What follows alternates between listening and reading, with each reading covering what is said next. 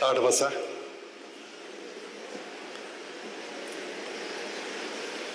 आपण 2 दिवसापासून शिकतोय हे कशासाठी करायचं. की ऑक्सिजन लेव्हल वाढवायची, म्हणजे कॉन्सन्ट्रेशन वाढतं. मुलांनी जर शाळेत हे केलं,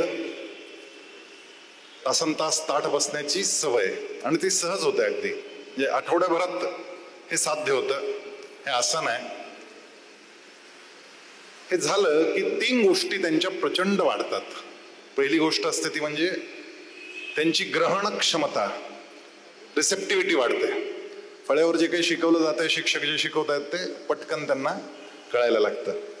दुसरी गोष्ट त्यांची जी वाढते ती स्मरणशक्ती वाढते. ग्रहणशक्ती, स्मरणशक्ती, जे काही शिकलेत ते सहजपणे त्यांच्या लक्षात राहायला लागतं. आणि आकलन शक्ती वाढते, म्हणजे जी प्रोसेस त्यांच्या मेंदूमध्ये व्हायला पाहिजे, जे काही शिकवलं गेलंय त्याची, ती पण अतिशय वेगवान पद्धतीने व्हायला लागते. आणि याचा अंतिम रिझल्ट हा 10वीतल्या मुलांना जे काही मार्क पडलेत आणि 11वी-12वीतल्या मुलांनी जर हे केलं तर गॅरंटेड 10.33% मार्क वाढतात. एवढा रिझल्ट आहे. आणि हे आपण ध्रुवमध्ये गेली अनेक वर्ष करतोय आणि हा रिझल्ट आपण पाहतोय. तर ताठ बसा आणि संपूर्ण गुरुपरंपरेला, परम श्रद्धेय स्वामी गोविंददेव गिरीजी महाराज यांच्या सूक्ष्म उपस्थितीला आपण वंदन करूयात. गुरुर्ब्रह्मा गुरुर्विष्णू गुरुर्देवो महेश्वरः गुरुः साक्षात् परब्रह्म तस्मै श्री गुरवे नमः. गेली 2 दिवस आपण भगवद्गीतेतून सापडलेल्या विजयांच्या सूत्रांची चर्चा करतो आहोत, त्याचं चिंतन करतो आहोत, हितगुज करतो आहोत, प्रश्नांची उत्तरं समजून घेतो आहोत. भगवद्गीता का शिकावी, भगवद्गीता का समजून घ्यावी, भगवद्गीता का पाठ करावी, या संदर्भात भरपूर चर्चा आपण केली. आपण शरीराच्या सौंदर्यावर फार लक्ष केंद्रित करतो. मग सकाळी उठल्यानंतर काही लोक जिम मध्ये जातात, काही लोक स्विमिंग करण्यासाठी जातात, काही लोक सायकलिंग करतात, काही लोक योगासनं करतात. नानाविध पद्धतीनं आपण गंगामाईच्या घाटावर वॉकिंग करायला जातो, तिथे काही हास्य योग करतो. अनेकविध प्रकार आपण शरीर सुडवून राहावं म्हणून करतो, शरीर सुंदर राहावं म्हणून. तर विशेषतः महिलांमध्ये खूप आपला चेहरा सुंदर करण्यासाठी ब्युटी पार्लर मध्ये जातात आणि नानाविध तिथे चालणारे जे काही उपक्रम आहेत त्यांची जर थोडीफार माहिती घेतली तर आपण आश्चर्यानं थक्क होतो. पुरुष वर्गाला फारसं माहित नसतं. पण आमच्या एका मित्राचा मला फोन आला होता. मग तो म्हणाला आज वाचलो, त्यावेळेस लॉकडाऊन चाललेला होता. म्हटलं काय झालं एवढं वाचलो म्हणजे काय झालं? तर तो म्हणाला मी लॉकडाऊन आहे, आमच्या बिल्डिंगच्या कंपाऊंडच्या आतमध्ये कोणी येत नाही, जात नाही, लोक खालीवर जातात, मी पण जातो, गाडी पुसतो, गाडी साफ करतो, चालू करतो. कारण इतके दिवस गाडी बंद ठेवली तर ऐन वेळेस चालू होणार नाही, म्हणून गाडीला इंजिन स्टार्ट करून सगळी साफसफाई करून येतो. आणि आज सकाळी कचरा टाकायला एक बाई आलेली मला दिसली आणि मी वॉचमनला विचारलं, म्हणाला की आपण सगळं बंद केलेलं आहे आणि मग ही कामवाली आत कशी काय आली? तर तो वॉचमन मला म्हणाला की साहेब ही कामवाली बाई नाही आहे, ही 14व्या मजल्याची मालकीण आहे. तुम्ही तिला आजपर्यंत कायम मेकअप केलेली पाहिली, त्यामुळे तुम्हाला ती ओळखू आली नाही, एवढाच फक्त प्रश्न आहे. हे जे शरीर सुंदर करणं आहे, चेहरा सुंदर करणं आहे, याचे 2 भाग असतात. तुम्ही ब्युटी पार्लर मध्ये सगळ्या भगिनी जात असतील, त्यांना माहिती आहे की आधी त्यांना ते स्प्लिटन कापावे लागतात. म्हणजे जे केस दुतोंडे झालेले असतात ते सगळे कापून काढायचे आणि मग त्याच्यानंतर त्याच्यावर काही प्रक्रिया करायची. मग त्याला कोणी स्टीम देतं, कोणी कलर लावतं, अजून काय डाय करतं, काय अनेक भानगडी आहेत. अगदी पेडिक्युअर करायला गेले तर सगळं आधी फायलिंग करून ती सगळी जुनी त्वचा काढून टाकावी लागते. स्क्रबिंग असं त्याला म्हणतात. मला फार माहित नव्हतं, पण मी जरा माहिती घेतली. त्याला स्क्रबिंग म्हणतात. आणि मग ती स्क्रबिंग करून जुनी कातडी सगळी काढून टाकली की मग त्याच्यानंतर त्याच्यावर ऑइलिंग, कलर, काय जे जे काही वेगवेगळ्या प्रकारचे क्रीम लावण्याचा कार्यक्रम असतो तो सगळा चालतो. आपल्या या संपूर्ण सिस्टीम मध्ये अगदी नख कापायचे असतील ना बायकांना तरी सुद्धा 2 गोष्टी कराव्या लागतात. पहिले ते कापतात, मग ते फायलिंग करतात. म्हणजे अनावश्यक भाग आधी काढून टाकला जातो आणि मग त्याच्यावर आवश्यक त्या प्रक्रिया केल्या जातात. मग त्याच्यावर काय कलरिंग असेल, काय नेल पेंट लावणं असेल, हे सगळं त्याच्यानंतर होतं. आजकाल तर वरतून नख लावण्याचं पण एक नवीन फॅड आलेलं आहे. म्हणजे रामायणात ते होतं आणि त्या सर्वाधिक नखांची सुंदरता पाहणाऱ्या महिलेला शूर्पणखा असं म्हटलं जायचं. आता ते परत आलंय, हिस्ट्री रिपीट्स, आणि नानाविध प्रकारचे सुरेख सुरेख नख वरतून लावण्याचा कार्यक्रम होतो.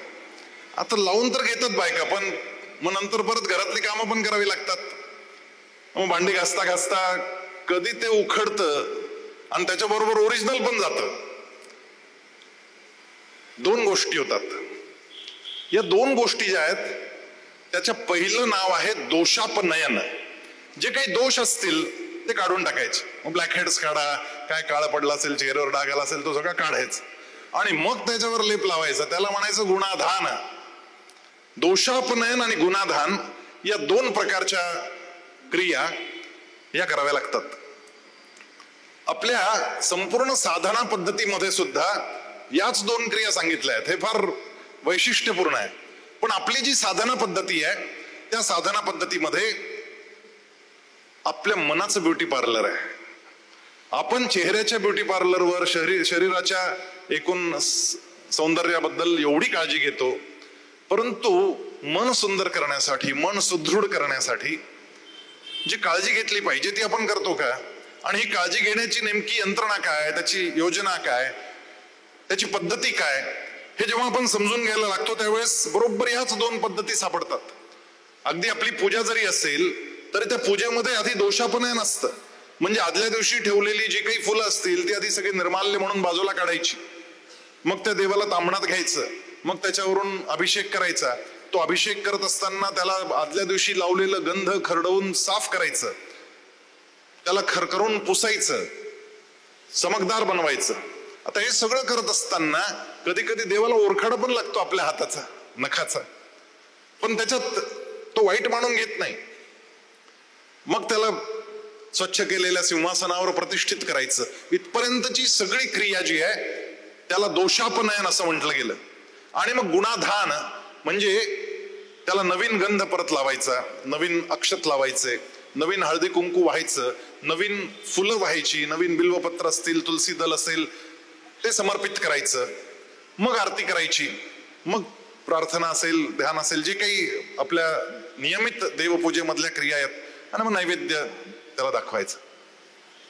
आता या सगळ्या ज्या क्रिया आहेत ना, या कशासाठी करायच्या याचं मूलभूत महत्वच आपण विसरून गेलो. की का सांगितलं? म्हणजे आपलं नैवेद्य दाखवणं सुद्धा इतकं फॉर्मल आहे. अगदी दुपारी आपण जेवायच्या आधी नैवेद्य दाखवायला जातो आणि ते आपल्या घरातल्या देवासमोर नैवेद्याचं ताट ठेवलं की भुरकन पाणी फिरवायचं, टिंग टिंग टिंग, चाललं लगेच. म्हणजे इतक्या भरकन ती क्रिया आपण करतो की तुमच्या देवाऱ्यातल्या त्या छोट्याशा देवाला जर खरंच वाटलं ना की आज जेवावंच हिच्या हातचं, तर तिचं त्या देवाचे इवले हात बाहेर यायच्या आधीच आपलं ताट खालून निघान गेलेलं असतं. तो उपाशीचा देव, त्याचं पोट कधीच भरलं नाही. अशा पद्धतीने नैवेद्य दाखवणार तो भावाचा भुकेला आहे, जो तिन्ही जगाचा नियंता आहे. त्याला काय तुमच्या 2 घासाची पडलेली नाही. फायदा तुमचा आहे, त्याचा काहीच नाही. हा फायदा काय नेमका हे समजून घेतलं पाहिजे. आपलं नैवेद्य दाखवण्याच्या क्रियेमध्ये सुद्धा आधी प्राणायाम सांगितला गेला होता की प्राणायाम करायचा. तर प्राणायाम म्हणजे नेमकं काय? तर आपला श्वास हा नियमित करायचा. आपल्या डाव्या नाकपुडीतून श्वास घ्यायचा, तो उजव्यातून सोडायचा, मग उजव्यातून घ्यायचा, मग डाव्यातून सोडायचा. हे सूर्यनाडी भेदन आणि चंद्रनाडी भेदन ही जी क्रिया आहे ही इतकी अद्भुत क्रिया आहे की आपल्या संपूर्ण प्रक्रियेमधली सगळ्यात सायंटिफिक जर काही ती क्रिया असेल तर ती आहे. ही केल्यानं आपण जेवायला बसतो त्याच्या आधी आपली सूर्यनाडी आणि आपली चंद्रनाडी सुरू झालेली असते. आता आपली सूर्यनाडी सुरू करायची काय कारण आहे, कशासाठी करायची ती सुरू? सूर्यनाडी म्हणजे उजवी नाकपुडी. उजव्या नाकपुडीतून स्वच्छ श्वास आत गेला पाहिजे. अगदी आत्ता जरी तुम्ही तपासून पाहिलं आणि तुमच्या तळ हातावर जर मोठा श्वास फेकून पाहिला असा, तर तुमच्या लक्षात येईल की तुमच्या कोणत्या तरी एकाच नाकपुडीतून जास्त श्वास बाहेर येतोय. तो कधी उजव्या नाकपुडीतून असतो आणि कधी डाव्या नाकपुडीतून असतो. प्रत्येकाचं शरीराचं घड्याळ हे वेगळं वेगळं आहे. बॉडी क्लॉक हे वेगवेगळ्या पद्धतीनं चालतं. त्यामुळे आत्ताही काही लोकांचं डाव्या नाकपुडीतून जास्त श्वास येत असेल, काहींचा उजव्या नाकपुडीतून श्वास जास्त येत असेल. परंतु विशेषतः जेवणाच्या आधी ही सूर्यनाडी सुरू करणं हे फार महत्वाचं आहे.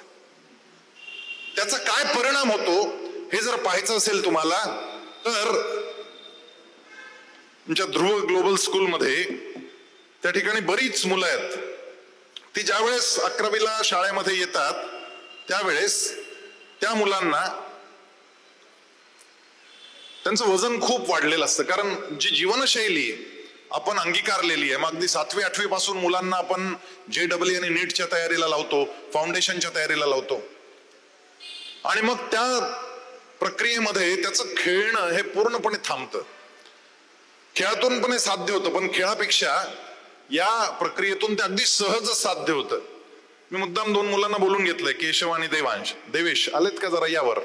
आले असतील तर त्यांची परवानगी घेऊन वर बोलवतोय त्यांना. आणि एखादा कॉर्डलेस माईक असेल तर तोही द्या, म्हणजे त्यांच्याशी मला हितगुज साधता येईल. आता या मुलांना सकाळी एक 45 मिनिटाचा प्रोटोकॉल दिला गेला की ही योगासनं करायची, आणि 45 मिनिटांनी ती योगासनं पूर्ण झाल्यानंतर फक्त नाश्त्याच्या आधी, जेवणाच्या आधी आणि संध्याकाळच्या जेवणाच्या आधी 3 वेळा या मुलांना त्यांची सूर्यनाडी कशी उघडायची याचं साधं सोपं ट्रेनिंग दिलं गेलं. काहीच अवघड नाही आहे. आपण या मुलांकडून जाणून घेऊ जरा. आहे का कॉर्डलेस माईक आणलेला आहे का? तुझं वजन किती होतं तू आला तेव्हा? 107 kg. 107 किलो वजनाचा होता हा जेव्हा आला. म्हणजे साधारणपणे जून 15च्या दरम्यान आला. आम्ही 15 दिवस काही बोललो नाही त्यांना, आणि ऑगस्ट महिन्यामध्ये, जुलै महिन्यामध्ये आम्ही हा प्रोग्राम सुरू केला. साधारणपणे 5 ऑगस्टच्या दरम्यान प्रोग्राम सुरू झाला. म्हणजे आता 1.25 ते 1.5 महिना या प्रोग्रामला पूर्ण झालाय. आता तुझं वजन किती आहे? 96 kg. 106 किलोवरून हा 96 किलोवर आलाय. म्हणजे 1.25 महिन्यामध्ये यानं स्वतःचं वजन 10 किलो कमी केलंय, आणि पुढच्या अजून 2 महिन्यामध्ये हा 80 किलो पर्यंत सहज येणार आहे. याचा परिचय करून घेऊ. नाव सांग तुझं. देवेश फबारो. देवेश तुझं वजन किती होतं ज्यावेळेस तू 11वीला इथे आलास? 114. 114 किलोचा होता हा. आज किती आहे तुझं वजन? आज 102. 12 किलो वजन कमी झालंय त्याचं. एका 1.25 महिन्यात 12 किलो वजन कमी झालंय. काय जादू आहे? काय करता रे तुम्ही? जेवायच्या आधी तुम्हाला काय शिकवलं गेलं तेवढं फक्त सांगा, आणि ते अवघड आहे का तेही समजावून सांगा. डेली सुबह 1 घंटे का योगा रहता है, और उसके बाद ब्रेकफास्ट में, लंच में, डिनर में और स्नैक्स में हमारे स्कूल के मेस में स्ट्रिक्ट डाइट प्लान फॉलो किया जाता है. नहीं, उस समय सूर्यनाड़ी का क्या करना होता है? 27 टाइम्स सूर्य नाड़ी करना रहता है. अपने राइट नोस्ट्रिल से सांस अंदर खींचना है और वापस बाहर निकालना है. राईट नोस्ट्रल म्हणजे सूर्यनाडी. ही सूर्यनाडी काय करते तर तुमच्या शरीराचा उष्मा वाढवते, शरीर आतून तापवते. हे 27 वेळा करावं लागतं. जेवढी नक्षत्र आहेत तितक्या वेळा ते करणं. याला सगळं मागे सायन्स खूप मोठं आहे.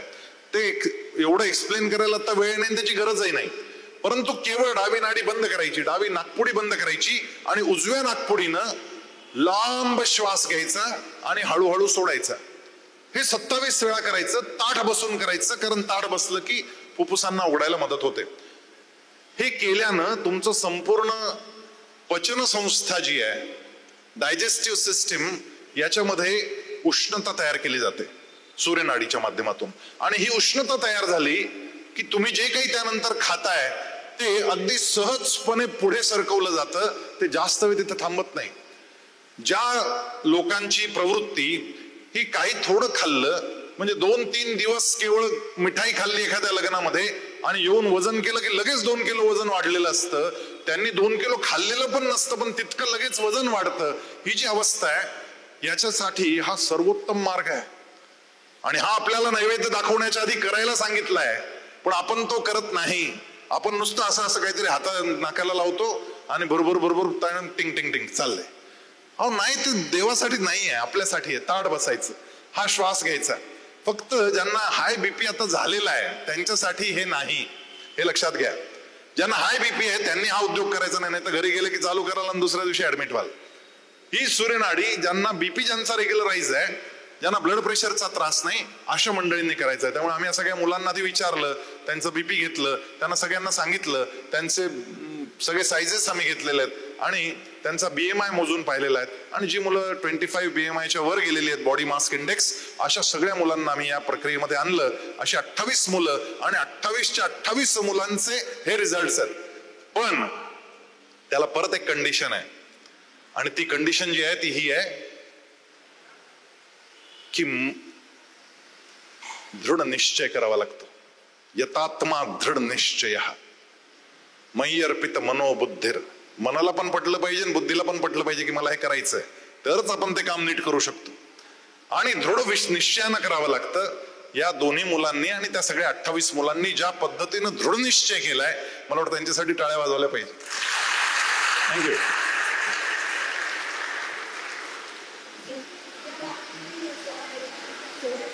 उजव्याच नाकपुडीने सोडायचा, उजव्या नाकपुडीने घ्यायचा आणि उजव्यानेच सोडायचा. याला सूर्यनाडी भेदन असा शब्द आहे. आणि त्यामुळे आपली उजवी नाकपुडी ही मोकळी करून घ्यायची आणि तिथला जो श्वासोच्छ्वास आहे हा नियंत्रित करून घ्यायचा, तो व्यवस्थित चालू करायचा. हे केलं की काय घडतं, हे इतकंच नाही घडतं यांच्या बाबतीत. या मुलांच्या बाबतीत अनेक घटना घडतात. त्यांचे सगळे पिंपल्स गायब झालेत. या मुलांच्या चेहरे ज्यांचे काळे डाग होते ते ऑटोमॅटिकली कमी झालेले आहेत. यांचं चालणं डौलदार व्हायला लागलेलं आहे.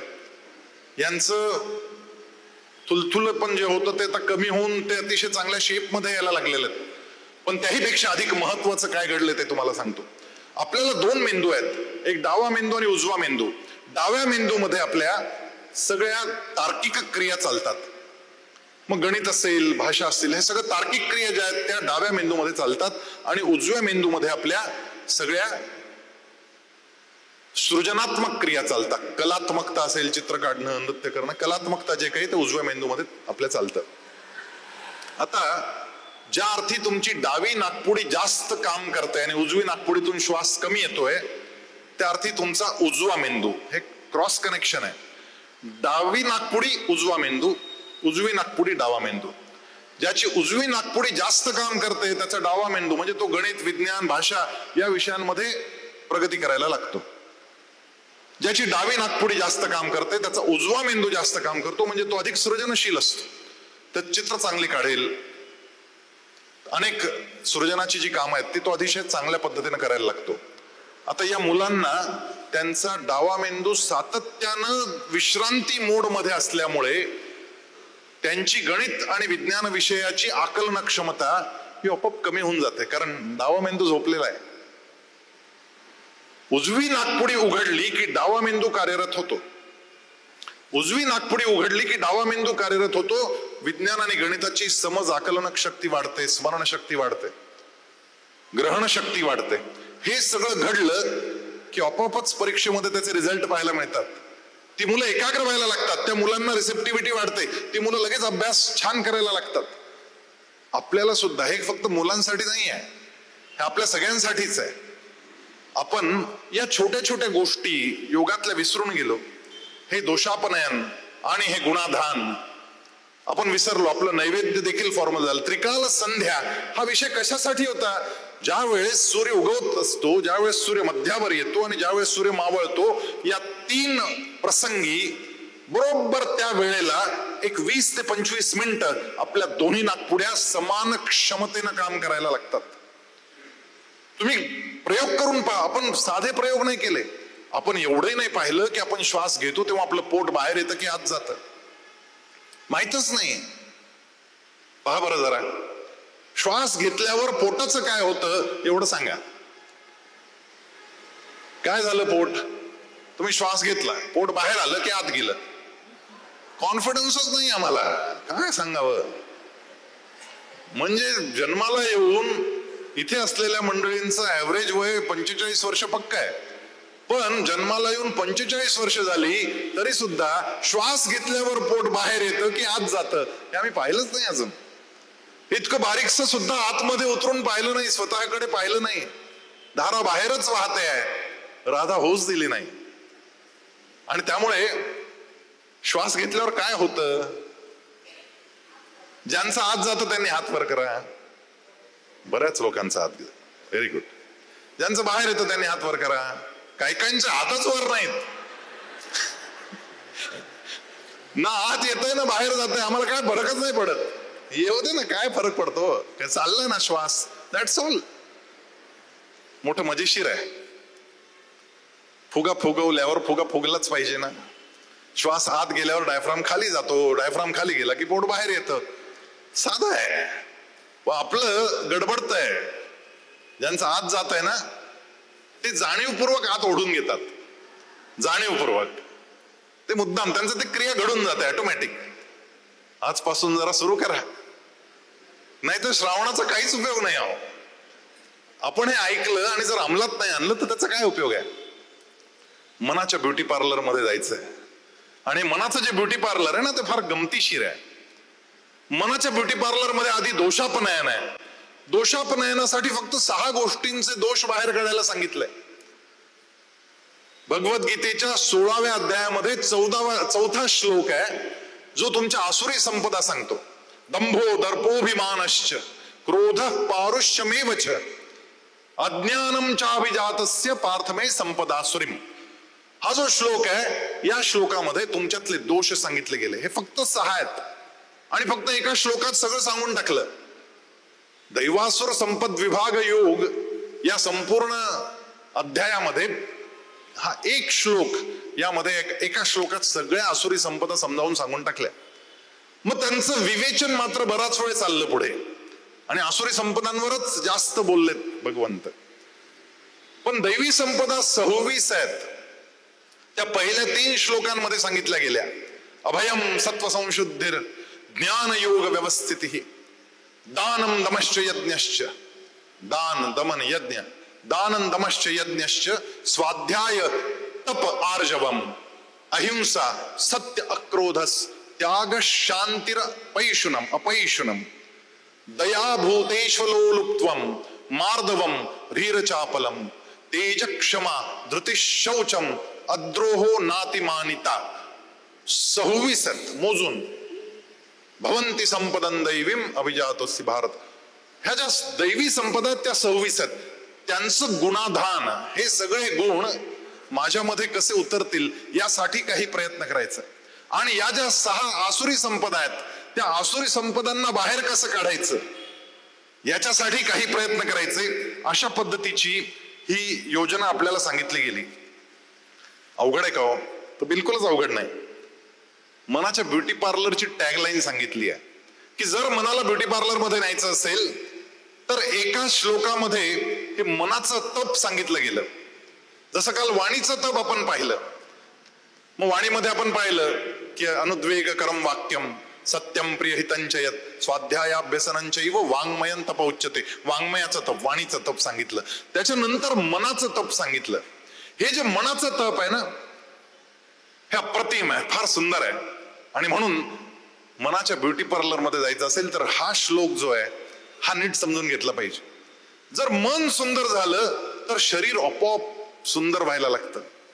मनात जर काळे विचार असतील ना तर तोंडावर काळे डाग येणार. आणि मन जर पवित्र असेल, प्रफुल्लित असेल, अहो वय वाढतं तुमचं. आणि मी असे अनेक लोक पाहतो आपल्या आजूबाजूला की ज्यांचं वय 82, 85, 87 वर्ष आहे आणि कायम प्रसन्न आहे. तो कायम हसतमुख आहेत. ज्याला भेटतात त्याला आशीर्वाद देत राहतात.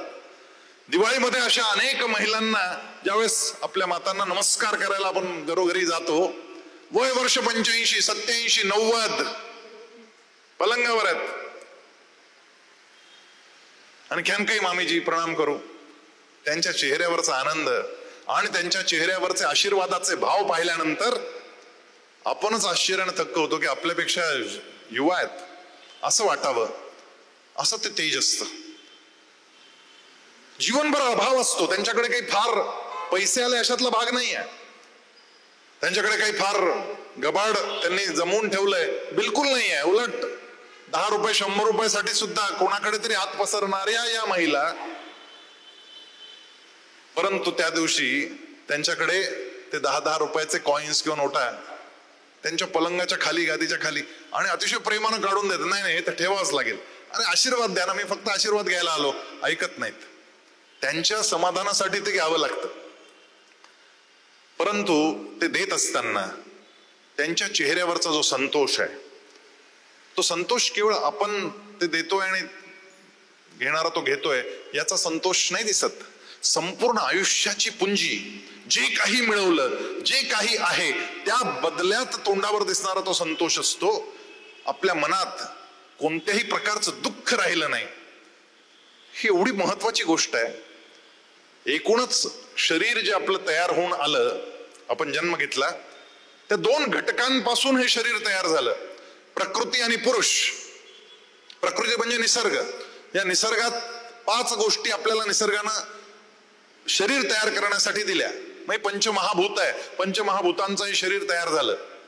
70% पाणी भरलंय, काही माती आहे, काही आकाश आहे, काही पोकळ, आतमध्ये काहीच नाही असे पोकळ अवयव आहेत, हवा आहे.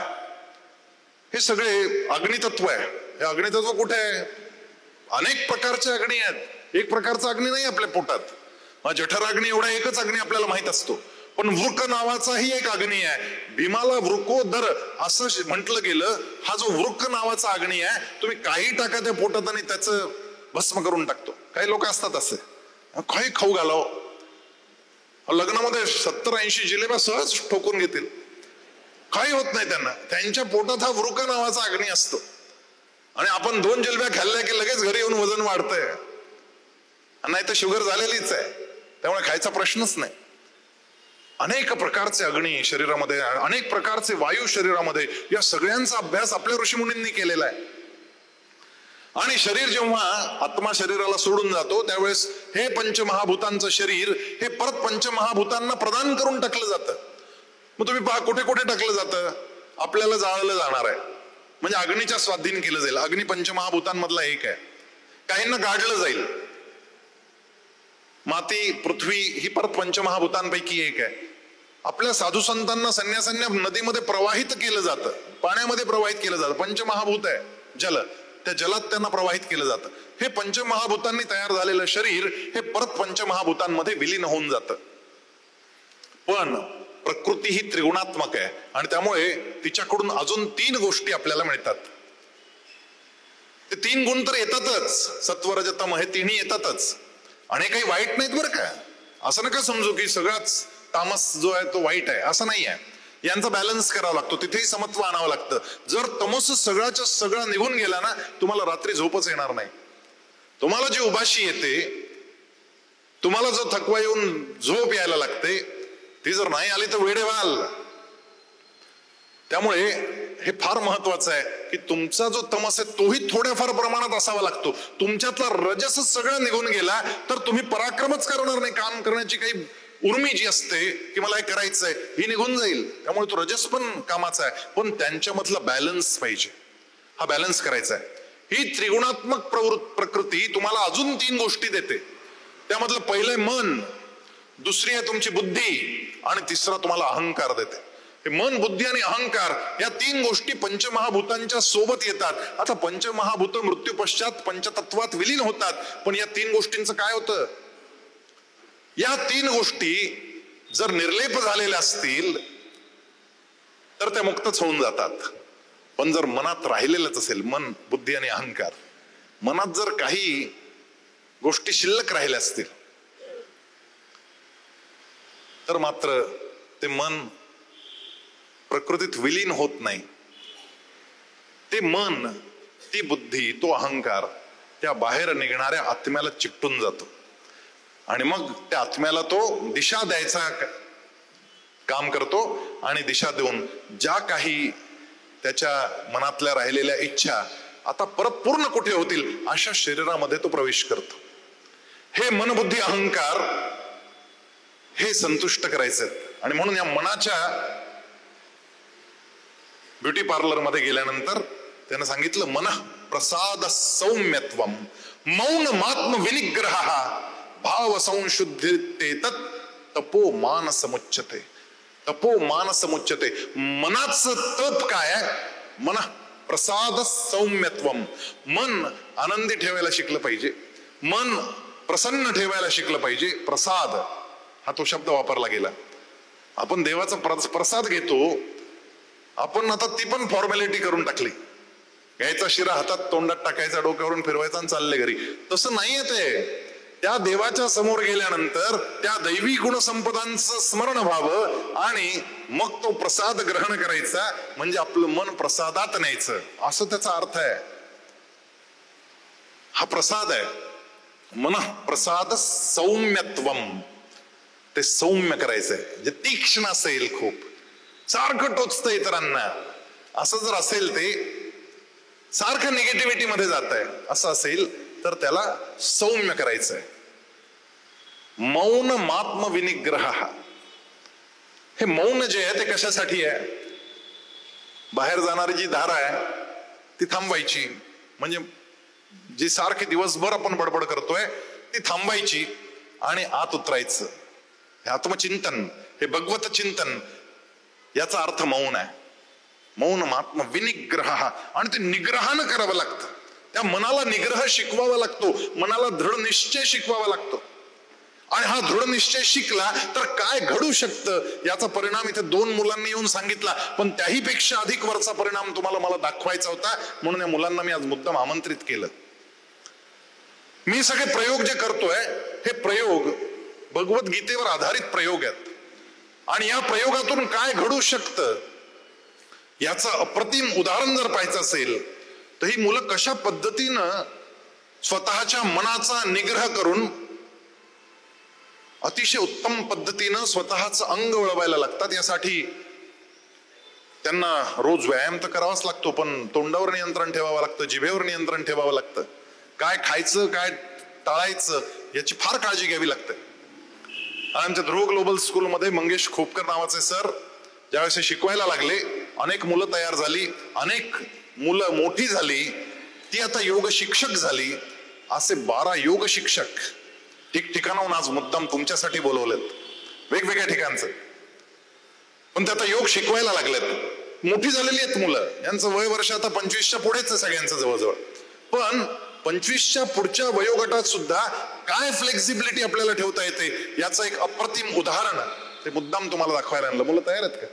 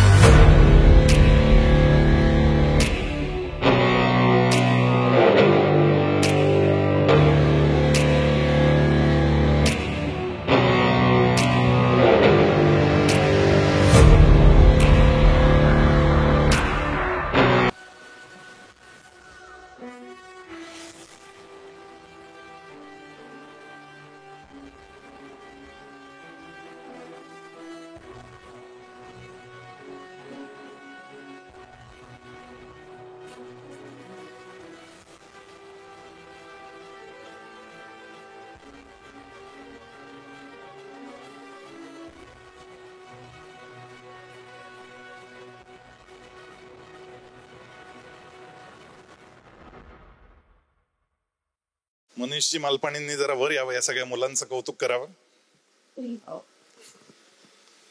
काय अद्भुत परिणाम पाहतोय आपण की हा जो विनिग्रह हा एक शब्द आहे की मला हा निग्रह माझ्या जीवनात आणता आला पाहिजे.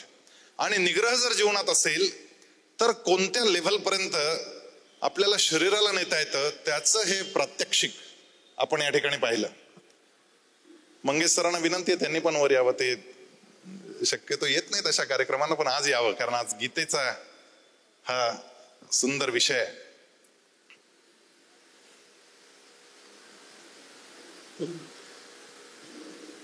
या मुलांचे सत्कार होत आहेत तोपर्यंत आपण टाळ्या वाजवूया.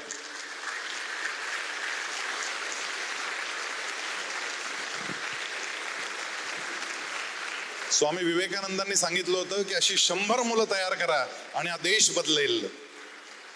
त्याची तयारी सुरू आहे आणि त्यातली 12 मुलं आत्ता समोर आली आहेत आणि अशी 100 मुलं होईपर्यंत हे काम असंच चालू राहील आणि हा देश बदलेल. आणि नुसता देश नाही बदलणार, तर या देश बदलण्याच्या सोबत सोबत जग बदलण्याची ताकद ज्या भगवद्गीतेमध्ये, ज्या योगशास्त्रामध्ये, त्या योगशास्त्राची साधना करणारी ही सगळी तरुण फळी आहे आणि चमत्कार घडवणार आहेत. मुंबईमध्ये अनेक ठिकाणी, ठाण्यामध्ये, नाशिकमध्ये, वेगवेगळ्या ठिकाणाहून आज इथे मुद्दाम आली आहेत की आज तुम्हा सगळ्यांना जिथून ही संस्कारांची, योगाची गंगा पुन्हा प्रवाहित झाली त्या संगमनेरकरांना हा निग्रह काय असतो, हा दृढनिश्चय काय असतो हे दाखवण्यासाठी मुद्दाम ही सगळी मुलं या ठिकाणी आली. यांचं सगळ्यांचं मनपूर्वक अभिनंदन आहे. आणि विशेषतः ते मंगेश सर,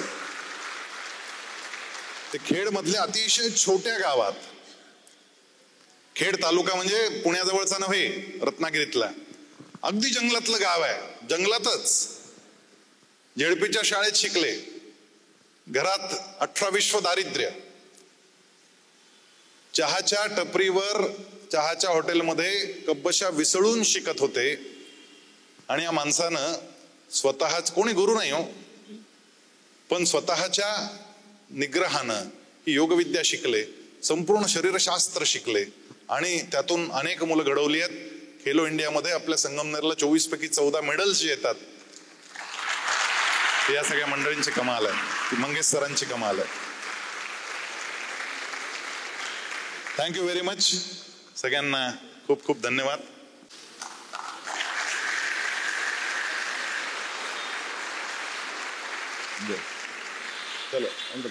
संजू भाऊ, आता आपण ही सगळी प्रात्यक्षिकं दाखवली, पण आम्हाला एक सांगा की ह्या योगाच्या ह्याच्यामध्ये तुमची कुठे कुठे निवड झाली आहे आणि त्या पदावर गेल्यानंतर, म्हणजे मला माहीत आहे परंतु सगळ्यांना ह्या निमित्ताने माहिती पडावं, तर हे योगाचं काम किती प्रचंड पद्धतीने तुम्ही सुरू केले, अनेक ठिकाणी सुरू झाले, तर त्याची एक 2-4 मिनिटांमध्ये माहिती द्यावी. आपल्या गीता महोत्सवाला तुम्हाला आठवत असेल, श्रद्धेय योगर्षी रामदेवजी महाराज, रामदेव बाबा, आपल्या सगळ्यांचं जे परिचित नाव आहे, रामदेव बाबा इथे आले होते आणि त्यांच्यासोबत पूज्य सरसंघ चालक डॉक्टर मोहनजी भागवत आले होते. त्या दिवशी मी त्यांना हा विषय सांगितला की योगासन खेळात अंतर्भूत करा. त्याला अनेकांचा विरोध होता आणि त्याचं कारणही आहे, बरोबर होतं, ते काही चूक नाही आहे की योग हा काही स्पर्धेचा विषय नाही आणि योगासनांच्या स्पर्धा सुरू झाल्या तर मुलांमध्ये द्वेष निर्माण होईल एकमेकांविषयी आणि म्हणून त्या स्पर्धा नको, असं त्यांचं मत होतं. पण मी त्यांना अनेक फोटोग्राफ्स दाखवले, विशेषतः चायना आणि रशिया या 2 देशांमध्ये ज्या पद्धतीनं तिथली मुलं योगासनं करायला लागली आहेत आणि तिथे तो खेळ म्हणून आता प्रतिष्ठित व्हायला लागला. मी त्यांना सांगितलं जर आपण नाही केलं तर ते करणार आहेत आणि आपल्या मुलांना त्यांच्या नियमावलीनं योगासनं करावी लागतील, याच्यापेक्षा मोठं दुर्दैव नसेल. आणि म्हणून हा खेळ झाला पाहिजे, त्याची कशी काळजी घ्यायची ते ठरवूया. मग याची नॅशनल योगासन स्पोर्ट्स फेडरेशन नावाची एक संस्था स्थापित झाली. त्याच्यानंतर योगासन भारत असं नामकरण करण्यात आलं. त्याचं मला उपाध्यक्ष केलं गेलं आणि योगासन खेळ कसा खेळायचा याची नियमावली 168 पानी पुस्तक हे ऑलिम्पिक मध्ये योगासनं गेल्यानंतर कसं राहील ते लक्षात ठेवून लिहायचं ठरलं. त्यामध्ये अनेक नवीन आसनांची गरज होती, स्पर्धात्मक आसनं. मग ध्रुव ग्लोबल स्कूलमध्ये कोरोनामध्ये ही सगळी योगासनाची मुलं तिथेच राहिली. फोटोग्राफर सतीश गोरे यांना तिथेच स्टेबल केलं गेलं, एक बायो बबल तयार केला, बाहेरचा माणूस आत नाही, आतला माणूस बाहेर नाही. त्या पूर्ण लॉकडाऊन मध्ये मंगेश सर ही सगळी मुलं व्हिडिओवर एकमेकांशी बोलून हे नेमकं कसं करायचं हे सगळं ठरवत गेले. त्या नवनवीन पोस्चर्सना नावं दिली गेली आणि 250 आसनांपैकी 85 आसनं ही संगमनेरमध्ये तयार झालेली आसनं आहेत जी एशियाई गेम्स मध्ये खेळली जाणार आहेत. मग सगळं काम पाहून त्यांनी मला एशियन योगासन फेडरेशनचा अध्यक्ष केलं आणि वर्ल्ड योगासन फेडरेशन, ज्याचे स्वतः योगर्षी रामदेवजी महाराज अध्यक्ष आहेत, त्यांनी सांगितलं की या संपूर्ण कामाला जगात पसरवायचं असेल तर संजय मालपाणेंना इथे पण आणा. आणि मग तिथे मला उपाध्यक्ष त्यांनी केलं. ते अध्यक्ष आहेत आणि मी उपाध्यक्ष आहेत. आणि हे काम ज्या पद्धतीनं वेगवान पद्धतीनं मागच्या 4 वर्षांमध्ये पसरलं आणि त्यातून गेली 3 वर्ष खेलो इंडियामध्ये, नॅशनल गेम्स मध्ये देखील हा खेळ आता खेळला जातोय. मोदीजींचं त्याच्यावर विशेष प्रेम आहे आणि त्यामुळे अति गतिशीलतेनं ते होत आहे. पण पुन्हा सांगतो, आपण ज्या गोष्टीचा विचार करतोय ते मन आतमध्ये, शरीर बाहेरून दिसतं म्हणून वळालेलं शरीर तुम्हाला बाहेर दिसलं, आतमध्ये काय चाललंय हे कुठे दिसणार? त्याच्यासाठी मनाचा जो संयम आहे, त्याच्यासाठीचा जो योग आहे, तो योग भगवद्गीतेत सांगितलेला आहे. एक आहे बहिरंग योग आणि दुसरा आहे अंतरंग योग. आपल्याला जगावर विजय प्राप्त करायचा असेल तर स्वतःपासून सुरुवात करावी लागते. आपल्या स्वतःच्या आत्मविजयाची सूत्र आहेत ही. आणि स्वतःवर विजय प्राप्त केला तरच जगावर विजय शक्य आहे, अन्यथा अशक्य आहे. आणि त्यासाठी आसन, प्राणायाम आणि काही प्रमाणातला प्रत्याहार हे जे आहे हे अंतरंग योग आहे, बहिरंग योग आहे. आणि त्याच्या पुढे काही प्रमाणातला प्रत्याहार आणि मग धारणा, ध्यान आणि समाधी हा बहिरंग योग आहे. हा अंतरंग योग आणि बहिरंग योग यातला फरक. अंतरंग योग म्हणजे मनातल्या आत चालतो, मग तो धारणा आहे तर आतमध्ये चालणार आहे, ध्यान आतमध्ये चालणार आहे, समाधी आतून अनुभवली जाणार आहे. त्यासाठी जो योग आहे तो अंतरंग योग आहे. आणि हा अंतरंग योग कसा करायचा? ध्यान आणि धारणामध्ये काय नेमका फरक असतो? काही लोक म्हणतात आम्ही ध्यान धारणा करतो. अरे बाबा, ध्यान आधी कसं करशील? तो आधी धारणा करावी लागेल. म्हणजे म्हणताना तरी किमान असं म्हणायला हवं ना की मी धारणा आणि ध्यान करतो. आम्ही आधी ध्यान करतो मग धारणा करतो, आम्ही ध्यान धारणा करतो. अगदी चुकीची संकल्पना आहे. आधी आपल्याला धारणा करावी लागेल. आणि धारणेमध्ये आणि ध्यानात काय फरक आहे? तर आपल्यापैकी अनेक जण विपश्यनेला जातात, अतिशय चांगलं आहे. तिथे तुम्हाला धारणा अतिशय प्रभावी पद्धतीने शिकवल्या जातात. त्या 10 दिवसाच्या कोर्समध्ये विपश्यना हा जो विषय, हाही भगवद्गीतेमध्ये वर्णिलेला विषय आहे. तिथे धारणा अतिशय प्रभावी पद्धतीने आपल्याला शिकवल्या जातात. त्यात महत्वाच्या 3 गोष्टी कराव्या लागतात. धारणेचा साधा सोपा अर्थ एकाग्रतेची प्रॅक्टिस असा आहे की एकाग्रतेची प्रॅक्टिस करायची आहे. मग ही एकाग्रतेची प्रॅक्टिस जी आपण करतो त्यामध्ये सुरुवातीला आपल्याला स्वतःच्या श्वासोश्वासावर लक्ष केंद्रित करावं लागतं. जणू काही आपण प्रेक्षक आहोत. आणि प्रेक्षा ध्यान असं त्याला नाव आहे. श्वास प्रेक्षा असं नाव आहे. प्रेक्षा म्हणजेच प्रेक्षक, प्रेक्षक म्हणजे ऑडियन्स. जसं तुम्ही आता मला पाहताय किंवा आता सगळ्यांनी मिळून योगासनं पाहिली, आपला रोल काय होता? फक्त पाहणे, एवढाच आपला रोल होता. तसं स्वतः प्रेक्षक होणं, आपल्यातून बाहेर येऊन आपल्याकडे पाहणं की माझा श्वास कसा चालतोय, तो कशा मार्गाने जातोय, कुठे वळतोय, तो गरम लागतोय की थंड लागतोय, त्याचा वेग कसा आहे, तो कुठपर्यंत आत जातोय, तो फक्त अप्पर लंग्स मध्ये, मिडल लंग्सला जातोय की लोअर लंग्सला जातोय, त्यावेळेस माझ्या पोटाची होणारी हालचाल काय, तो डायफ्राम कसा हलतोय, तो श्वास अगदी बेंबीपर्यंत सुद्धा जातो, अनुभव येतो आपल्याला, तो कसा आहे, हे फक्त पाहणं. आग्रह काहीच नाही करायचा, फोर्सफुली काहीच करायचं नाही, अगदी सहजगत्या जेवढं जमेल तेवढंच करायचं आणि पाहत राहायचं. निसर्गतः जे होईल ते पाहत राहणं, याचं नाव आहे प्रेक्षा. ही श्वासप्रेक्षा काय करते? मोठी गंमत आहे. आपल्या मनात विचारांचा एक अत्यंत वेगवान असा प्रवाह चालू असतो. आपल्याला असं वाटतं की आपल्या मनात 100 विचार आहेत आणि खरं तर एकही क्षण दिवसभरातला असा नसतो की आपल्या मनात विचार नाही. सारख्या विचारांचं आवागमन सुरू आहे, येतायत विचार आणि जातायत विचार. पण पतंजली योग सूत्रामध्ये एक अतिशय महत्वाची गोष्ट सांगितली गेली, ती म्हणजे मनामध्ये एका वेळी एकच गोष्ट राहू शकते. एका वेळी दोन विचार नाही राहू शकत. एका वेळी एकच विचार राहतो, पण त्या विचारांची गती एवढी प्रचंड असते की तो एक विचार जातो आणि दुसरा विचार आत येतो. हे निमिषार्धात घडतं, क्षणार्धात नाही, निमिषार्धात. सेकंद नाही लागत त्याला, फ्रॅक्शन ऑफ सेकंड्स यामध्ये ते विचार येतात आणि जातात. पण एका वेळी एकच.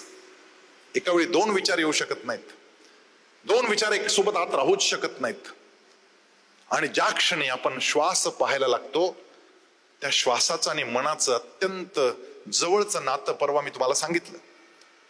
त्यामुळे घडतं असं की श्वास आपला संथ संथ जसा होत जातो, तसं विचारांचा हा प्रवाह संथ व्हायला लागतो.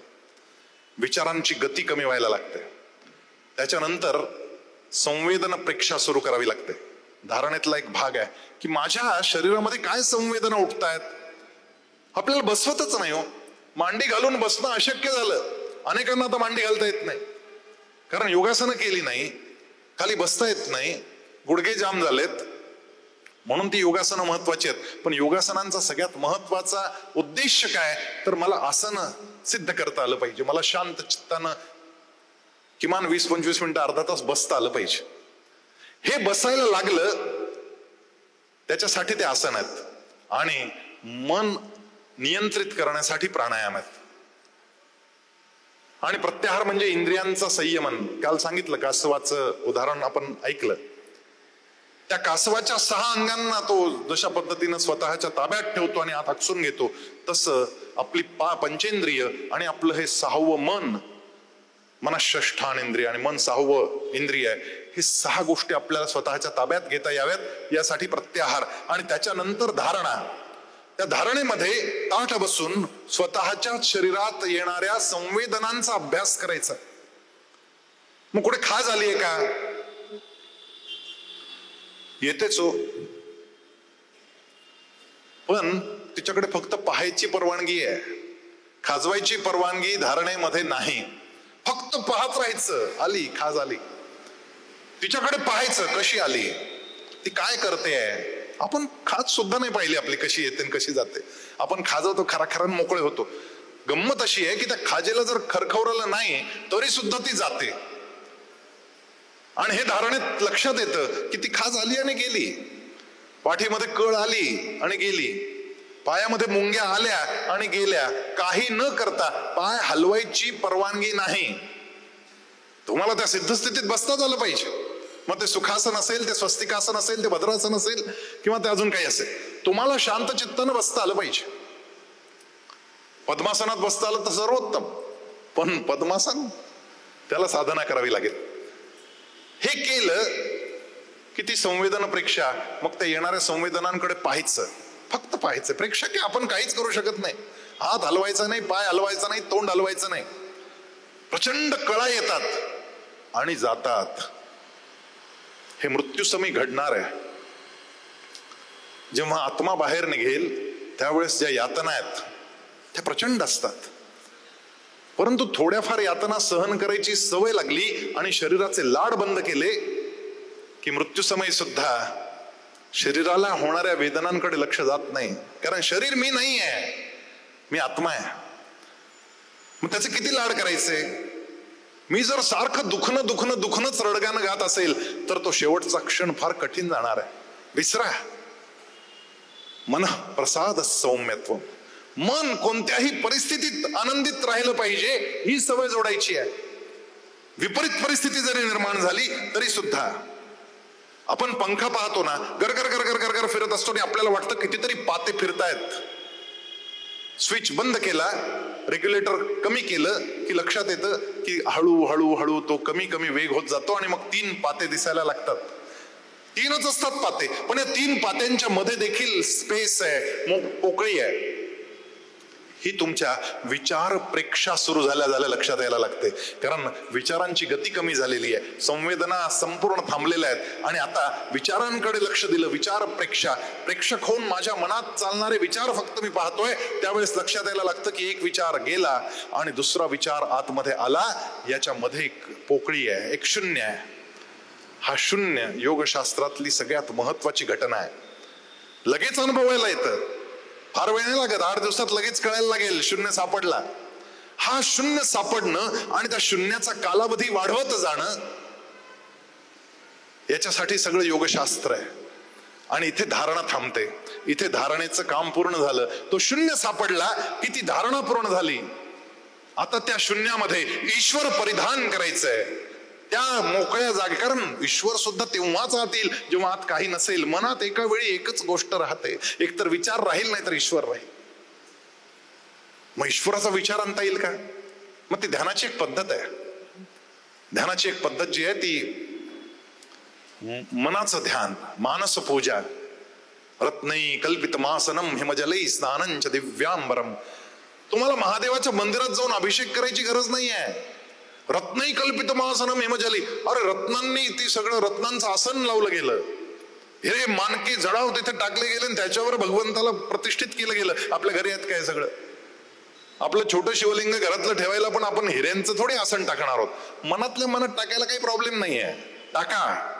रत्नै कल्पितमासनम, रत्नै कल्पनेच्या रत्नांचं आसन टाकायचं आहे. रत्नै कल्पितमासनम हिमजलै स्नानंच दिव्यांबरम. हे हिमजल म्हणजे हिमालयातून आणलेलं पाणी अभिषेकासाठी आहे. आपण पुरवरेचंच पाणी वापरणार, पण मनातल्या पूजनाला अगदी सहजपणे आपल्याला हिमालयातलं पाणी आणता येतं. नाना रत्न विभूषितम मृगमदा मोदांकितम चंदनम.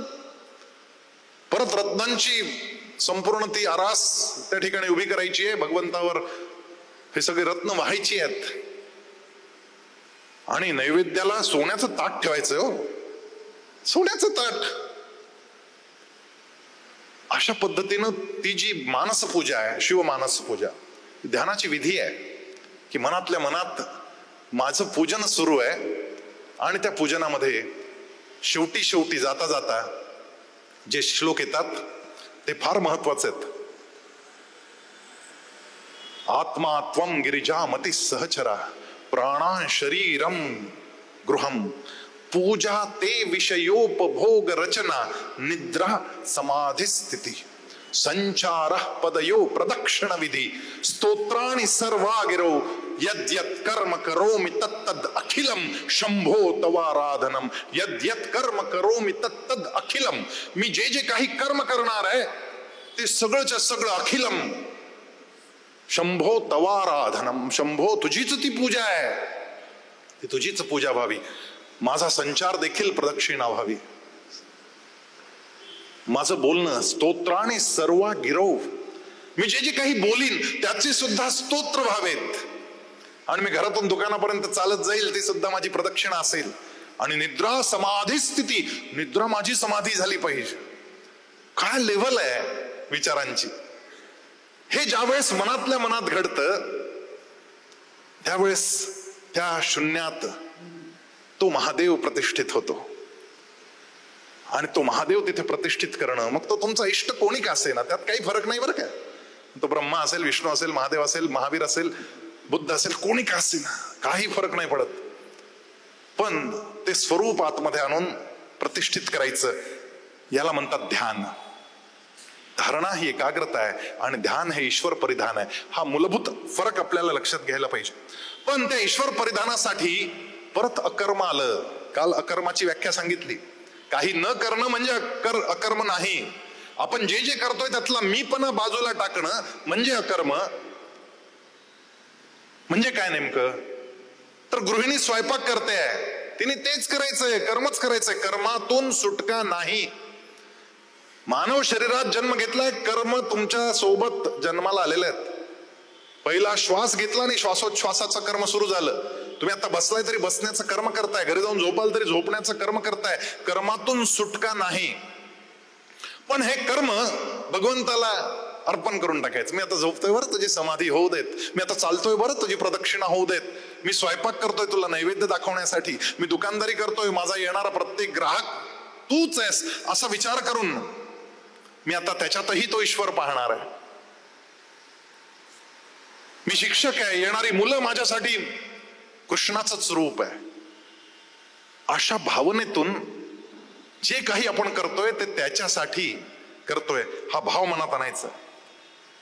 तू ही है सर्वत्र व्याप्त हरि, तुझ में यह सारा संसार, इसी भावना से अंतर भर, मिलू सभी से तुझे निहार. प्रतिपल निज इंद्रिय समूह से जो कुछ भी आचार करूं, केवल तुझे रिझाने को बस तेरा ही व्यवहार करूं. कर प्रणाम तेरे चरणों में, लगता हूं अब तेरे काज, पालन करने को आज्ञा तव मैं नियुक्त होता हूं आज. हे जे तू सांगितलंयस, ही भगवद्गीता तुझी आज्ञा आहे. पालन करने को आज्ञा तव मैं नियुक्त होता हूं आज. तुझे सांगितलंय तसंच्या तसं मी करीन. अर्जुनानं हेच शेवटी सांगितलं, करिष्ये वचनं तव. तुझे सांगितलंय तसं आता मी करणार आहे. माझ्या मनातला नष्टो मोह स्मृतिर्लब्ध्वा, माझ्या मनातला मोह नष्ट झालाय, ती स्मृती मला परत प्राप्त झालेली आहे. स्मृतिर्लब्ध्वा, तुझ्या कृपेनं हे घडलं.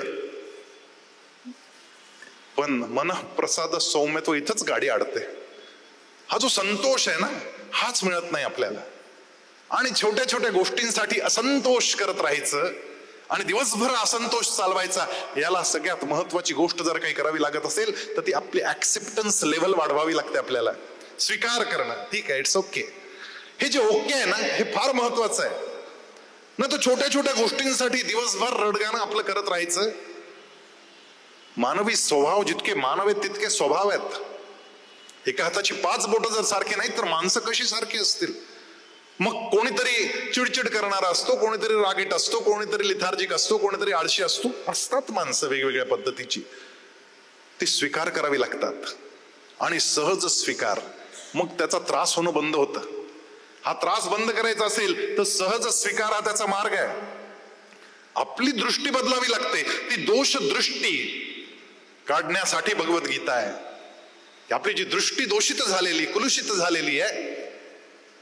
मागच्या वेळेस ती गोष्ट सांगितली होती मी, अकबर आणि बिरबल.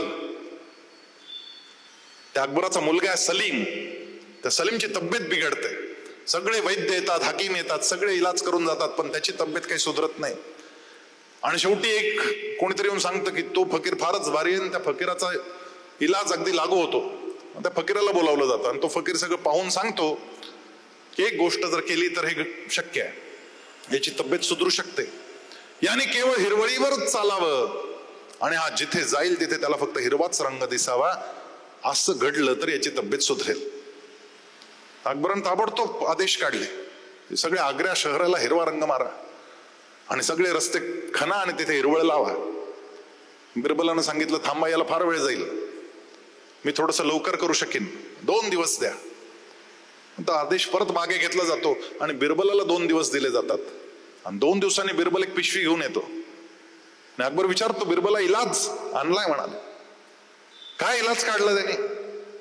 तो एक चप्पल घेऊन येतो. त्या चप्पलवर मखमल हिरव्या रंगाची लावले. हिरवळीवर चालल्याचा फील यावा अशी ती मखमल असते. ती पायात घालून त्याला चालायला लावलं जातं. आणि हिरवळीवरून चालतोय की नाही, तो म्हणतो अगदी हिरवळीवरूनच चालतोय असं वाटतंय. सगळ्या रस्त्यांवर हिरवळ लावायची गरज नाही. पायाखाली चप्पल जी आहे ती हिरवळ करून टाकायची. तो म्हणे हे ठीक आहे, पण जिथं पाहिल तिथं हिरवळ. तो म्हणे ते पण केलंय. हिरव्या रंगाचा चष्मा आणलेला असतो त्याने. तो चष्मा डोळ्यावर लावला आणि तो पहा सगळीकडे, आता सगळं हिरवं दिसतंय का? तो म्हणतो सगळं हिरवंच दिसतंय मला. आपला चष्मा काय, त्याच्यावर आपल्याला कसं दिसतं हे अवलंबून असतं. तेव्हा आपल्याला चष्मा, आपली दृष्टी बदलणं हा त्यातला महत्वाचा भाग आहे. ही दृष्टी बदलली की एखादा माणूस विरोध करतो एखाद्या संस्थेमध्ये, त्याचं वाईट नाही वाटत आहो, त्याचाही सहज स्वीकार होतो की त्याचा तो व्ह्यू आहे, तो व्ह्यू आपण ऐकून घेतलं पाहिजे. त्याच्या मनात जे आहे ठीक आहे, त्याची भाषा थोडी उग्र असेल, थोडस जोरात बोलत असेल, तो आवेश असेल, काही बिघडत नाही. आपली दृष्टी जर आतमधून शुद्ध असेल तर त्या विरोधकाच्या म्हणण्यामध्ये देखील आपल्याला आपल्या संस्थेची प्रगती दिसल्याशिवाय राहत नाही. आपल्याला आपला दृष्टिकोन बदलता आला पाहिजे. काही माणसं असतात वेगवेगळ्या प्रकारची.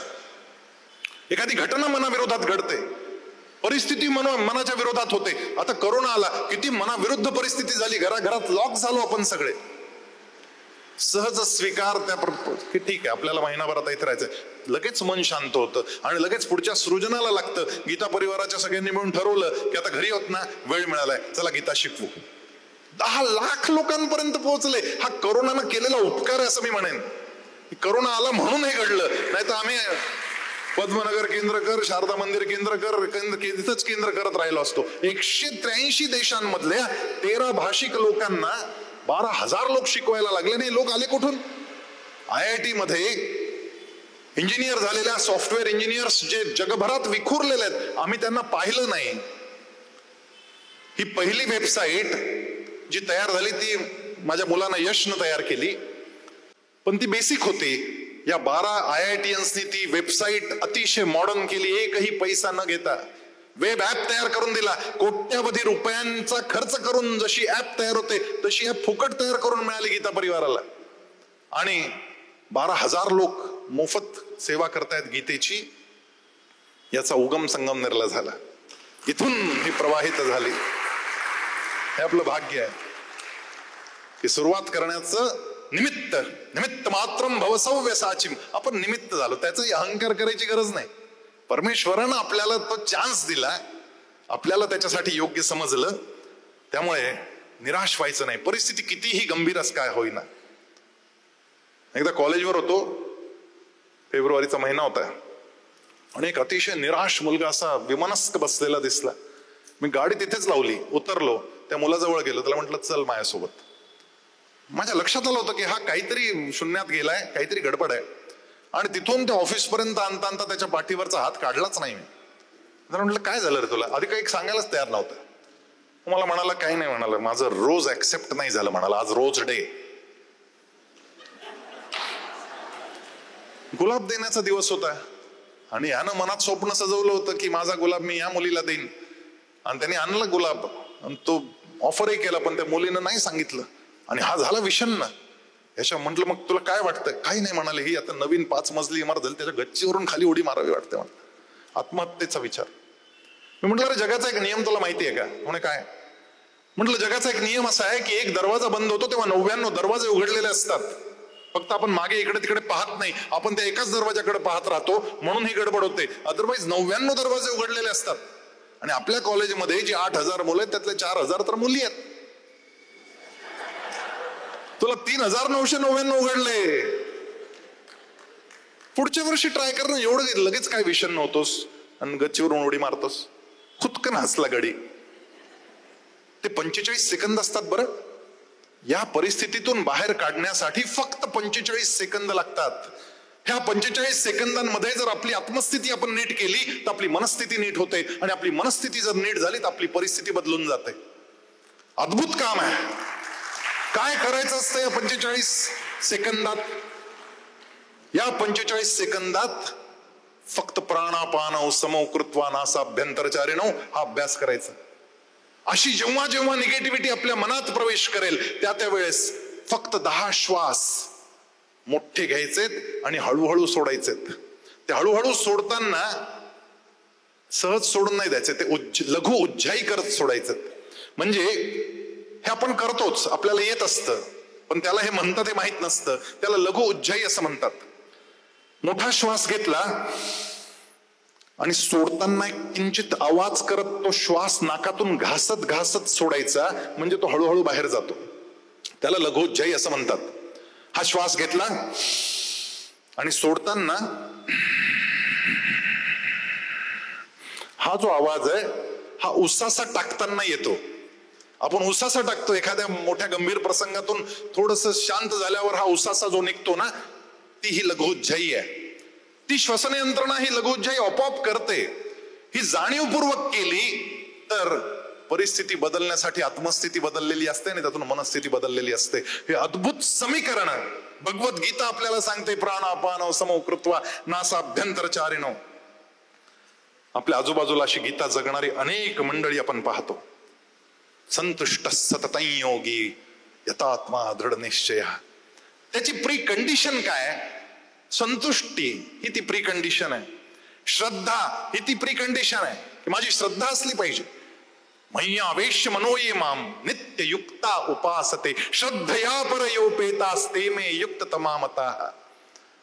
हे जे सांगितलंय 12व्या अध्यायातल्या 2ऱ्या श्लोकामध्ये, श्रद्धया ही श्रद्धा प्री कंडिशन आहे. आणि ती प्री कंडिशन घेऊन मय्यावेश्य मनो ये मान नित्य युक्ता उपासते. अधूनमधून केलेलं नाही, फक्त श्रावणी सोमवारच्या दिवशी करीन, बाकीचं मला काही घेणं नाही असं नाही. नित्य युक्ता, दिस इज अ डेली प्रोग्राम. आणि तोही तासभराचा नाही आहे, दिवसभराचा आहे. दिवसभर हा विचार मनात राहणं आणि त्यासाठी ते काम करत राहणं, त्यासाठी ते इंद्रिय संयमन सर्वत्र गमचिंत्यंच कूटस्थ मचलम ध्रुवम संयम मेंद्रिय ग्रामम. संयम इंद्रियम ग्रामम, अख्ख्या इंद्रियांचं गाव, सगळं गावचं गाव. म्हणजे 5 इंद्रिय आहेत, 5 कर्मेंद्रिय आहेत, मन, साहवय, हे सगळे त्यांच्यावर संयमन करणं. आणि सर्वत्र समबुद्धय, हे समत्व जे आहे ते आदल्या दिवशी मी सांगितलं तुम्हाला. समशत्रौ च मित्रैच तथा मानापमानयो. मान असो अपमान असो, मित्र असो शत्रू असो, ती समता आली पाहिजे. कुठपर्यंत सांगितलं? समलोष्टाश्म कांचन, म्हणजे लोष्टक म्हणजे दगड आणि कांचन म्हणजे स्वर्ण, सोनं. समलोष्टाश्म कांचन, तुम्हाला दगड आणि सोनं सुद्धा समान वाटलं पाहिजे. इतकी समता, इतकी समबुद्धी तुमच्यामध्ये आली पाहिजे. तुल्य निंदा स्तुतिर्मौनी संतुष्टो येन केनचित. तुमची कोणी स्तुती करा नाही तर निंदा करा, ती संतुष्टी ढळता कामा नये. सहज स्वीकार आणि हॅपीनेस, स्माइल. विजयाचा हा मंत्र आहे. 45 सेकंद तुमची मनस्थिती बदलायला कारणीभूत आहेत. आत्महत्येचा विचार हा क्षणिकच असतो आणि कितीही मोठी निगेटिव्हिटी असली तरी ह्या 45 सेकंदाच्या अभ्यासानं निगेटिव्हिटी आत यायला लागली, स्टॉप देअर, थांबा, घ्या 10 श्वास, सोडताना उज्जाई करत सोडा, मनस्थिती बदललेली असते. असं करायला लागलं ना आपण की आपले जे सगळे कर्म दिवसभराचे असतात ते सेवा होऊन जातात. कारण आपला भाव बदलतो. आपण स्वयंपाक करणारी गृहिणी नाही राहत, आपण नैवेद्य तयार करणारी गृहिणी होतो. हा भाव बदलला की आपोआपच आपलं कर्म जे आहे ते सेवेत परिवर्तित होतं. आणि जोपर्यंत आपण केवळ कर्म करत राहतो तोपर्यंत आपल्या मनात तो स्वार्थ असतो. आणि जोपर्यंत ते सेवेत परिवर्तित होत नाही, सेवेत ते परिवर्तित झालं रे झालं की तो स्वार्थ परमार्थ झाल्याशिवाय राहत नाही. मग तुमचा स्वयंपाक परमार्थ होऊन जातो, तुमची दुकानदारी परमार्थ होऊन जाते. दुकानदारी तीच करायची आहे, फरक काहीच नाही, प्रॉफिट कमवायचंच आहे, त्यात वाईट काहीच नाही आहे. पण येणारा ग्राहक ईश्वर आहे. Customer is God. हा कस्टमर शब्द फार मजेशीर आहे. कस्टमर, तू कष्ट करता करता मर. आणि आपल्या इथे असं सांगितलं की ग्राहक देवो भव, अतिथी देवो भव, आचार्य देवो भव, मातृदेवो भव, पितृदेवो भव. या सगळ्यांमध्ये देव पाहायचा आहे. या सगळ्यांमध्ये देव पाहणं म्हणजे सेवा आहे. मग आपलं कर्म सेवेत परिवर्तित झालेलं असतं.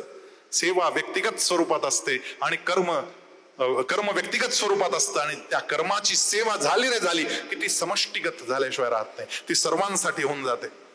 जे कर्म असतं ते तुम्हाला मम म्हणायला लावतं आणि सेवा एकदम न मम म्हणायला लावते. कारण त्याच्यातला कर्मफल आता माझं राहिलं नाही.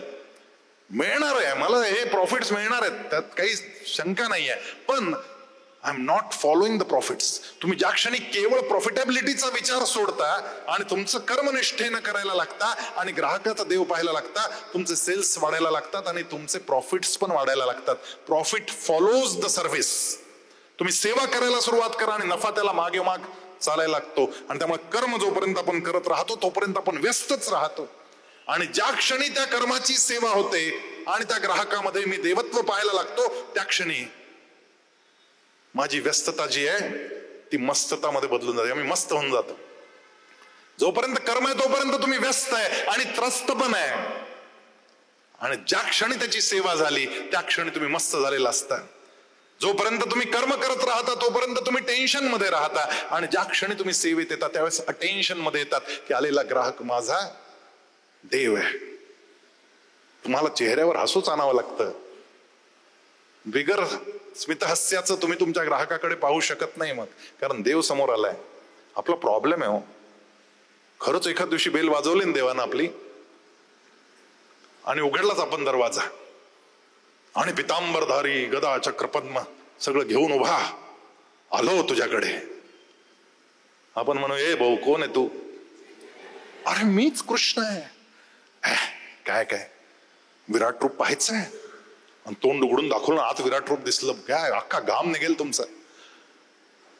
24 तास तुझ्या बरोबर राहायचं ठरवलंय, येऊ आत? विचार करा, आजच्या दिवस विचार कर फक्त, रात्रीपर्यंत 24 तास आपल्या समोर उभा आहे, पाहतोय हा काय खातो, हा काय पितो, हा काय काय उद्योग करतो, हा किती वेळ रीळ पाहतो. देवा देवा जा तू थांबूच नको इथे. अरे तो चराचर सृष्टीत व्याप्त पाहतोच आहे तो तुम्हाला, क्षणोक्षणी पदोपदी तुमच्या समोर उभा आहे, तो पाहतोय, फक्त तुम्हाला दिसत नाही, हा प्रश्न आहे. ज्या क्षणी त्या सेवेच्या माध्यमातून तो अवतीर्ण होईल त्यावेळेस एक चमत्कार घडतो. जोपर्यंत तुम्ही केवळ कर्म करत राहता तोपर्यंत तुमच्या मनात अनेकांच्या विषयी रोष निर्माण होतो, आणि ज्या क्षणी त्याचं सेवेत रूपांतरण होतं त्यावेळेस तुमच्या मनामध्ये एक जोश निर्माण होतो. एक अद्भुत परिवर्तन आपल्या मनात घडल्याशिवाय राहत नाही. जोपर्यंत तुम्ही केवळ कर्म करत राहाल तोपर्यंत वृद्धी होईल कदाचित तुमची, तुम्ही व्हाल मोठे, परंतु ज्या क्षणी त्याची सेवा झालेली असेल त्या क्षणी तुम्हाला समृद्धी मिळालेली असेल, समृद्धी तुमचा पाठलाग करायला लागेल. केवळ वृद्धीसाठी नाही, या समृद्धीसाठी हे समत्व आपल्यात आणावं लागेल. आणि हाच खरा यशाचा मंत्र आहे, आणि हाच विजयाचा मंत्र आहे. या विजयाच्या दिशेनं भगवद्गीता हाती घेऊन आपण चालत राहू, आणि संगमनेर म्हणजे भगवद्गीतेचं गाव अशी ओळख संपूर्ण जगात निर्माण करू, असा हा योग आहे. त्यानंतर राजस्थान युवक मंडळाचे अध्यक्ष ज्यांनी पुन्हा मला ही संधी दिली, मी खरं त्यांचे आभार मानले पाहिजे. 5 वर्षांनी परत ही संधी मिळाली, परत पुढच्या 5 वर्षांनी पण काहीतरी वेगळं करू, पण तोपर्यंत आपली तयारी झाली पाहिजे. ही तयारी होणं महत्वाचं आहे. त्यामुळे लर्न गीता जॉईन करा, शिकायला सुरुवात करा. हे विजयाचे मंत्र 3 दिवसात मी सांगितलेत. हे सगळे 18 अध्याय हे विजयाचे मंत्र, आणि अजून अनेक गीतेविषयीच जे काही मी बोललोय ते सगळं युट्यूबवर अवेलेबल आहे. युट्यूब चॅनलवर संजय मालपानी टाईप करा, युट्यूबवर जाऊन सर्च करा, तुम्हाला ते सगळं मिळेल. प्लेलिस्ट मध्ये जा, तिथे माझे अध्याय बोललेले पण आहेत, तेही तुम्हाला ऐकायला मिळतील. सहज टाकले होते पण त्याला व्ह्यू झालेत आता 4-4, 5-5 लाख, एवढे लोक पाहत आहेत. तर संगमनेर किमान त्यातून वंचित राहू नये आणि त्याने ते ऐकत राहावं अशी सगळ्यांना विनंती करतो. सगळ्यांना मनःपूर्वक धन्यवाद देतो आणि थांबतो.